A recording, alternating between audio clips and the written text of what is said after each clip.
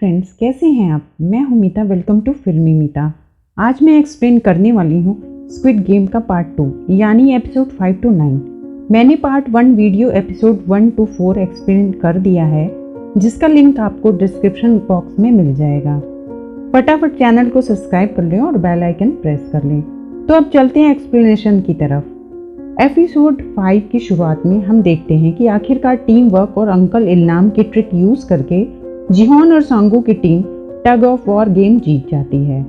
जिसके बाद हम देखते हैं कि कुछ रेड मास्क वाले एक डेड बॉडी को छुपाकर बेसमेंट में ले जाते हैं। फिर उनमें से एक बोलता है कि जल्द से जल्द डॉक्टर को बुलाओ। इधर हॉल में सारे प्लेयर्स आ जाते हैं, जहां कुछ ही देर में लाइट्स ऑफ होने वाली है।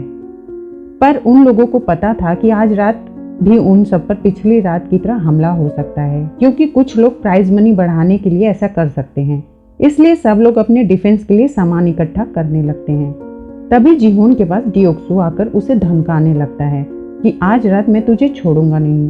तो जवाब में जिहोन बोलता है कि तेरे ग्रुप में जो लोग हैं क्या वो भरोसे के लायक हैं, क्योंकि डियोक्सू ही अपने ग्रुप में सबसे ज्यादा ताकतवर होता है।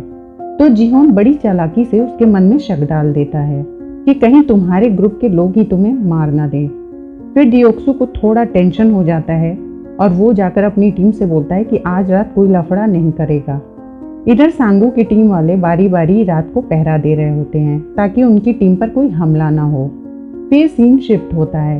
हम देखते हैं डॉक्टर को, जो कि वहाँ बॉडीज का ऑपरेशन कर रहा होता है और उनके ऑर्गन्स निकाल रहा होता है। वहाँ 29 नंबर यानी इंस्पेक्टर जुन्हो भी होता है। यहाँ पर उनका आपस में झगड़ा होने लगता है। वो बोलते हैं कि डॉक्टर तुम अपना काम ठीक से नहीं कर रहे हो, जिस पर डॉक्टर कहता है कि इसमें मेरी क्या गलती है, उस पेशेंट के पास सिर्फ एक ही किडनी थी। जुन्हो ये सब सुन लेता है। उसके बाद वो लोग नंबर 28 और 29 को ऑर्गन्स देते हैं और बोलते हैं कि शिप आ गई है, तुम लोग जल्दी से जाकर इसे उन्हें दे आओ। फिर वो दोनों एक टर्नल के सहारे नीचे उतरते हैं जहाँ बॉम्ब लगे होते हैं। वो देखकर जुन्हो 28 नंबर से पूछता है कि ये क्या है, तो 28 नंबर बताता है कि ये वीआईपीस यहाँ से जाने के बाद ये जगह बॉम्ब से उड़ा दी जाएगी। फिर 28 नंबर को 29 पर शक हो जाता है। वो उसे फेस दिखाने को कहता है। तब जुन्हो अपना मास्क निकालता है और 28 नंबर को गन पॉइंट पर लेकर बोलता है कि वो किडनी जो एक थी वो मेरा भाई था, क्योंकि उसने दूसरी किडनी मुझे दे दिया था। जिसे सुनकर 28 नंबर उसे बताता है कि वो एक औरत की बॉडी थी। इसके बाद जुन्हो 28 नंबर को शूट कर देता है। इधर डॉक्टर और रेड मास्क वालों का झगड़ा हो जाता है, क्योंकि डॉक्टर उससे नेक्स्ट गेम पूछता है, बट वो बोलता है कि अभी उसको पता नहीं है। तो डॉक्टर बोलता है कि अगर मैंने डियोक्सू को नेक्स्ट गेम नहीं बताया तो वो मुझे मार देगा। जिसके बाद डॉक्टर पागल सा हो जाता है और उस आदमी पर गन पॉइंट कर देता है। फिर उनके बीच हाथापाई शुरू हो जाती है, जिसके बाद डॉक्टर एक बंदे को शूट कर देता है और फिर वहाँ से भाग जाता है। ये सब कुछ फ्रंटमैन को पता चल जाता है। पहले तो वो डॉक्टर को मारता है, फिर वह रेड मास्क वाले से बोलता है कि तुमने इस जगह का सबसे बड़ा नियम तोड़ा है, क्योंकि यहाँ पर सब प्लेयर्स बराबर हैं, पर तुमने चीटिंग करके डॉक्टर को पहले गेम के बारे में बता दिया था।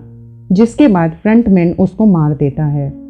इधर जुन्हो को 28 नंबर मरने से पहले बताता है कि सारे प्लेयर्स की इंफॉर्मेशन वाली फाइल्स फ्रंटमैन के रूम के पास एक कमरे में रखी हुई हैं। जिसके बाद जुन्हो उस टनल से निकलकर किसी तरह से फ्रंटमैन के रूम में घुसता है और उस कमरे में जाता है जहां सारी फाइल्स रखी हुई थी। जुन्हो वहां देखता है कि वहां बहुत सारी फाइल्स होती हैं। यह गेम कई सालों से चल रहा होता है। वहां उसे 2014-15 सब की फाइल्स मिलती हैं और यहाँ पर हमें पता चलता है कि 2015 में जिसने ये गेम जीता था वह जुन्हो का भाई जानहो था। इधर फ्रंटमैन को 28 नंबर की बॉडी मिल जाती है। वो सबको 29 नंबर को ढूंढने को बोलता है। जिसके बाद सीन शिफ्ट होता है और हम देखते हैं कि डॉक्टर को और उसके साथ जो लोग ऑर्गन ट्रैफिकिंग में इन्वॉल्व थे उन्हें मारकर सबके सामने हैंग कर दिया जाता है और वहाँ अनाउंस किया जाता है कि ये लोग चीटिंग कर रहे थे, इसलिए इनको ये सजा दी गई है। ये सब देखकर डियोक्सू और उसकी टीम बहुत हैरान परेशान हो जाती है, क्योंकि अब उन्हें गेम के बारे में कैसे पता चलेगा, क्योंकि डॉक्टर तो मर चुका था। फिर इन लोगों को एक हॉल में ले जाते हैं जहां अनाउंस किया जाता है कि नेक्स्ट गेम के लिए सारे प्लेयर्स किसी एक प्लेयर्स को चुन लें। सांगू जल्दी से अली को चुन लेता है, क्योंकि अली ताकतवर होता है। सैबियो जियो को अपना पार्टनर बनाती है। जीहोन को कोई नहीं मिलता तो अंकल इल्नाम को अपना पार्टनर बना लेता है। इधर मिनियो को भी कोई नहीं मिलता तो वो चिल्लाती रहती है, पर उसे कोई भी अपना पार्टनर नहीं बनाता। जिसके बाद रेड यूनिफॉर्म वाले मिनियो को कहीं पर घसीट कर ले जाते हैं।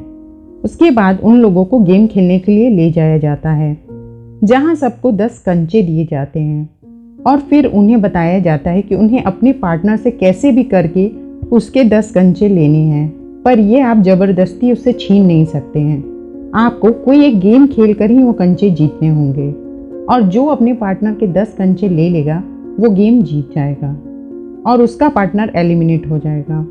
ये सुनकर ये बात तो क्लियर थी कि ये लोग जो भी गेम खेलें, इन दोनों पार्टनर में से एक को तो मरना ही था।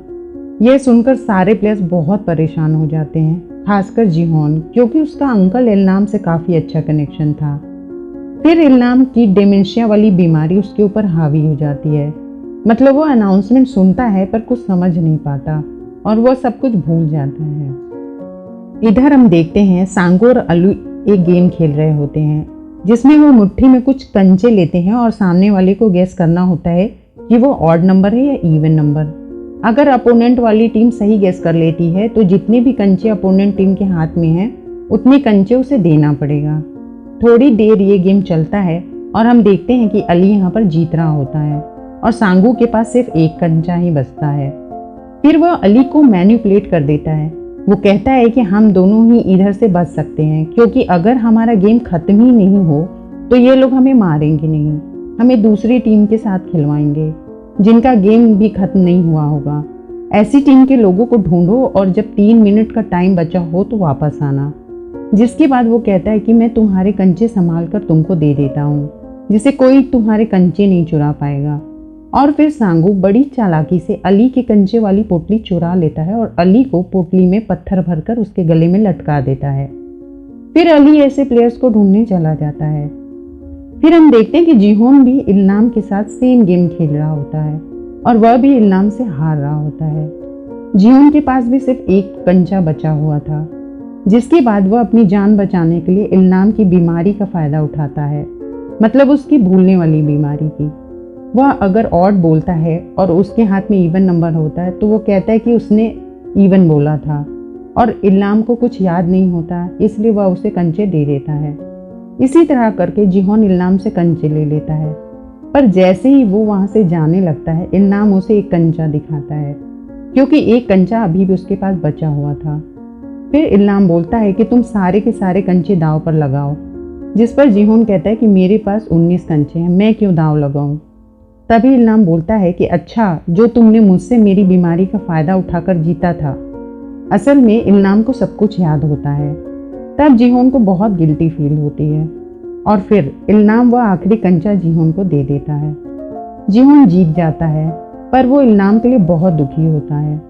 इधर सिबियोक भी जियो से गेम जीत जाती है।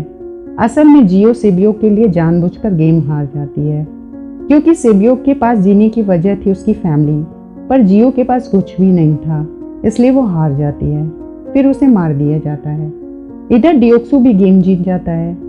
जो लोग हार गए थे उन सबको गोली मार दी जाती है।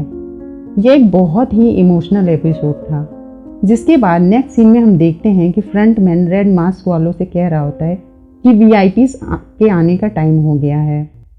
फिर हम देखते हैं कि सारे जीते हुए प्लेयर्स हॉल में वापस आते हैं, जहां मिनियो पहले से बैठी हुई थी।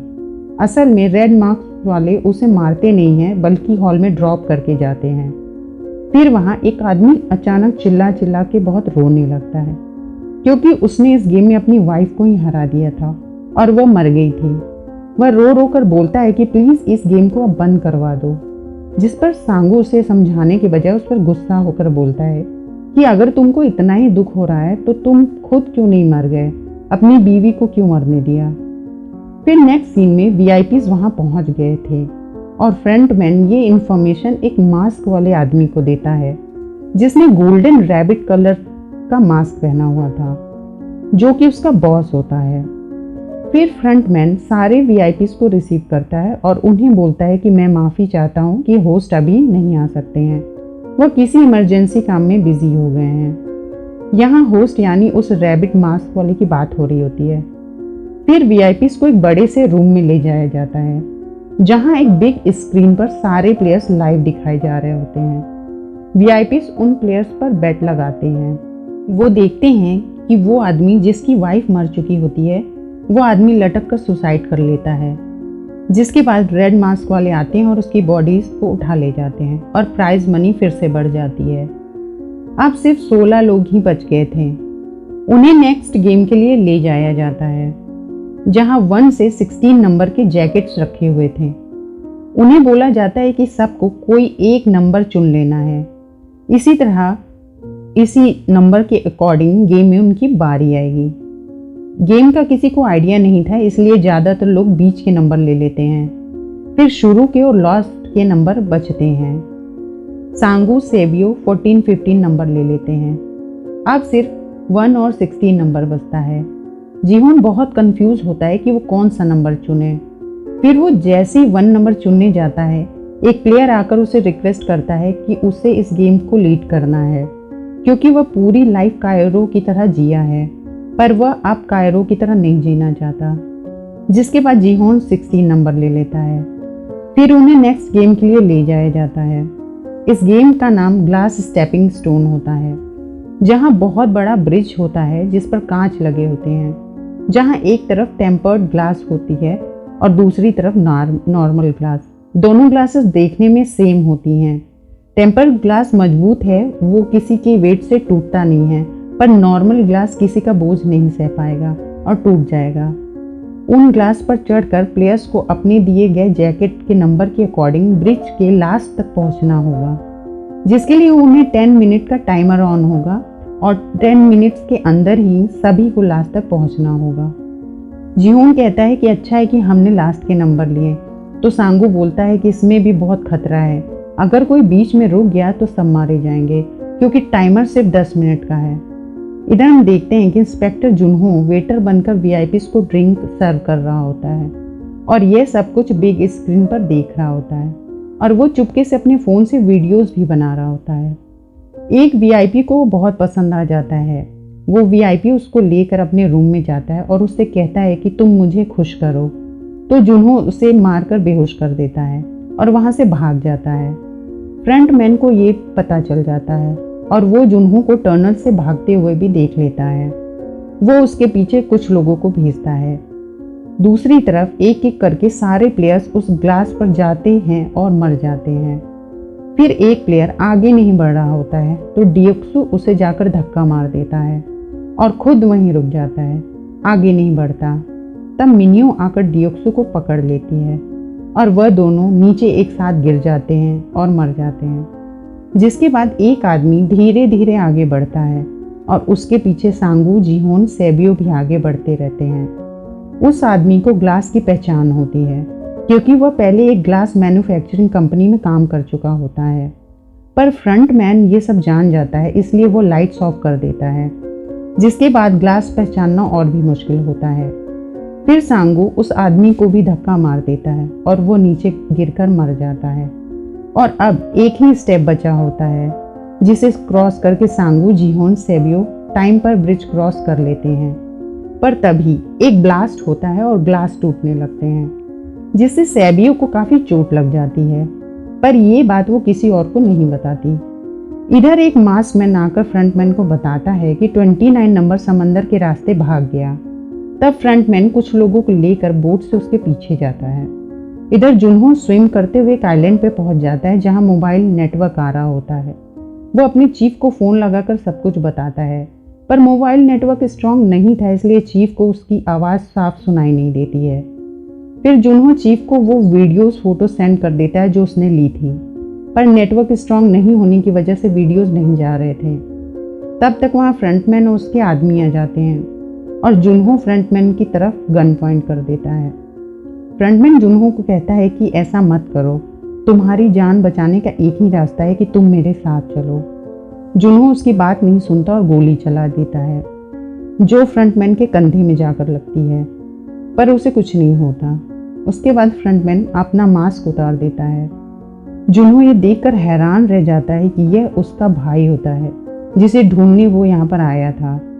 वो ही इतने सालों से ये गेम ऑपरेटर का काम कर रहा था। फिर फ्रंटमैन जुनहो को शूट कर देता है और वो नीचे पानी में गिर जाता है। फिर हम सैबियोक को देखते हैं। उसे काफ़ी चोट लगी होती है जिसके कारण उसकी हालत बहुत ख़राब थी। इधर जिहोन और सांगू के बीच झगड़ा शुरू हो जाता है क्योंकि सांगू ने एक आदमी को गेम में मार दिया था, इसलिए जिहोन सांगू से बहुत नाराज़ होता है। जिहोन सांगू से पूछता है कि उसकी जगह मैं होता तो क्या तुम ऐसा करते? तो सांगू कहता है कि वो प्राइज मनी जीतने के लिए कुछ भी करेगा। अब जिहोन भी ठान लेता है कि कैसे भी करके वो सांगू को तो जीतने नहीं देगा। फिर उन तीनों को डिनर के लिए ले जाते हैं क्योंकि वो फाइनलिस्ट थे, जहां डिनर के बाद तीनों को एक एक चाकू दिया जाता है, जिसका मतलब यही था कि लाइट ऑफ होने के बाद वो अपने कॉम्पिटिटर को मार सकते हैं। लाइट ऑफ होने के बाद जिहोन गुस्से में सांगू को मारने जाता है, पर सैबियोक उसे रोक लेती है। वो कहती है कि तुम उससे बेहतर हो, उसके जैसे मत बनो। फिर वो कहती है कि तुम मुझे प्रॉमिस करो कि अगर मैं यहाँ से जिंदा नहीं जा सकी तो तुम मेरे भाई का ख्याल रखोगे। तभी सैबियोक की हालत बहुत बिगड़ जाती है, तो जिहोन गेट पर जाकर हेल्प के लिए चिल्लाता है। तभी कुछ गार्ड्स वहाँ एक कॉफिन लेकर आते हैं। तब जिहोन पीछे देखता है, वहाँ सांगू मौके का फ़ायदा उठाकर सैबियोक को मार चुका था। जिहोन को बहुत गुस्सा आता है। वो बोलता है कि तुम कितना नीचे गिर चुके हो, तुमने उसे मार दिया जिसने तुम्हारी जान बचाई थी। फिर दोनों एक दूसरे पर अटैक करने जा रहे होते हैं, पर मास्क वाले उन्हें रोक लेते हैं। नेक्स्ट डे आखिरी गेम खेला जाने वाला होता है, जो कि स्क्विड गेम होता है। जिहोन ने बिल्कुल ठान लिया होता है कि कैसे भी करके वो सांगू को तो ये पैसा नहीं ले जाने देगा। इधर सांगू अंत तक आते आते बहुत सेल्फ सेंटर्ड हो चुका था। गेम में टॉस जीतने पर जिहोन जीत जाता है। वो डिसाइड करता है कि वो ऑफेंस खेलेगा। अब सांगू को डिफेंस करना था। ये गेम दोनों बचपन में साथ खेलते थे। यहाँ पर सांगू फिर जिहोन पर एक नाइफ से अटैक करता है, जिससे जिहोन किसी तरह से बचता है। फिर दोनों गेम को जीतने के लिए बहुत स्ट्रगल करते हैं और लास्ट में जिहोन गेम जीतने ही वाला होता है। पर जैसा कि दोनों को पता होता है कि अगर जिहोन जीत गया तो सांगू को मार दिया जाएगा, इसलिए जिहोन उस गोले में जाता ही नहीं है जहाँ गेम खत्म होने वाला था। ये देखकर सांगू को बहुत गिल्टी फील होती है और वो जिहोन को सॉरी बोलता है और फिर खुद को मारकर गेम खत्म कर देता है और जिहोन जीत जाता है। उसके बाद फ्रंटमैन जिहोन को बधाई देता है और कहता है कि उसे कभी लगा ही नहीं था कि ये गेम वो जीतेगा। फिर जिहोन को ब्लाइंड फोल्ड करके वापस रोड पर डाल दिया जाता है। साथ ही एक बैंक का कार्ड भी उसे दिया जाता है जिसमें जीते हुए पैसे होते हैं। जिहोन घर जाकर देखता है तो उसकी माँ की डेथ हो चुकी थी। वो बहुत दुखी होता है। फिर 1 साल बाद का सीन दिखाया जाता है। हम देखते हैं कि जिहोन बिल्कुल फ़कीरों जैसी हालत में जी रहा था। उसने उन पैसों को हाथ भी नहीं लगाया होता है। एक दिन उसे फिर वही कार्ड मिलता है जिसमें एक एड्रेस दिया होता है।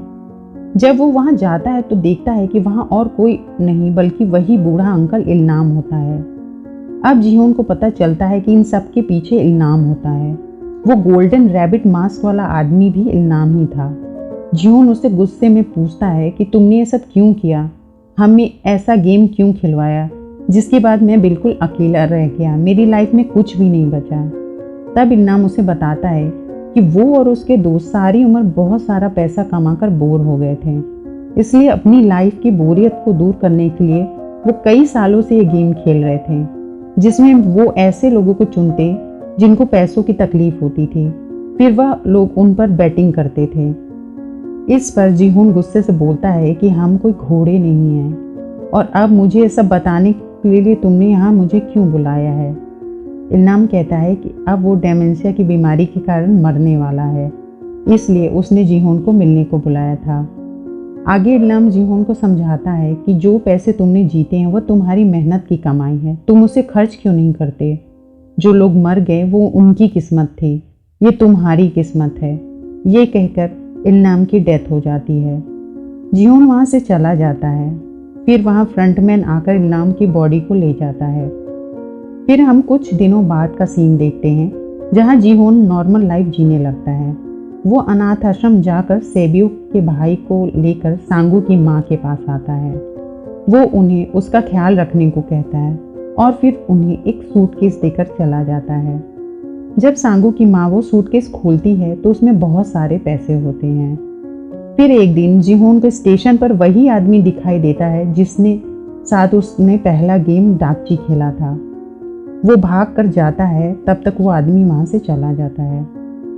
जिहोन जिस आदमी को उसने स्क्विड गेम का कार्ड दिया था उससे वो कार्ड छीन लेता है। उसके बाद जिहोन अपनी बेटी से मिलने के लिए यूएस जाने के लिए फ्लाइट पर बैठने जा रहा होता है। तभी वो कार्ड वाले नंबर पर जिहोन फ़ोन करता है। उधर से बोला जाता है कि अपना नाम बताएं, तो जिहोन अपना नाम बताता है और कहता है कि वो अब किसी को ये गेम खेलने नहीं देगा। तब उधर से बोला जाता है कि प्लेयर नंबर 456, अगर तुम जिंदा रहना चाहते हो तो चुपचाप फ्लाइट में बैठ जाओ। इसका मतलब वो लोग अभी भी जिहोन पर नज़र रखे हुए थे। जिहोन वहाँ से वापस मुड़ जाता है और ये सीज़न यहीं पर ख़त्म हो जाता है। आई होप आपको ये स्टोरी अच्छी लगी होगी। कमेंट करके ज़रूर बताएं कि आपको ये वीडियो कैसा लगा, और वीडियो पसंद आया हो तो लाइक, शेयर और सब्सक्राइब करना ना भूलें। Thanks for watching. Bye bye.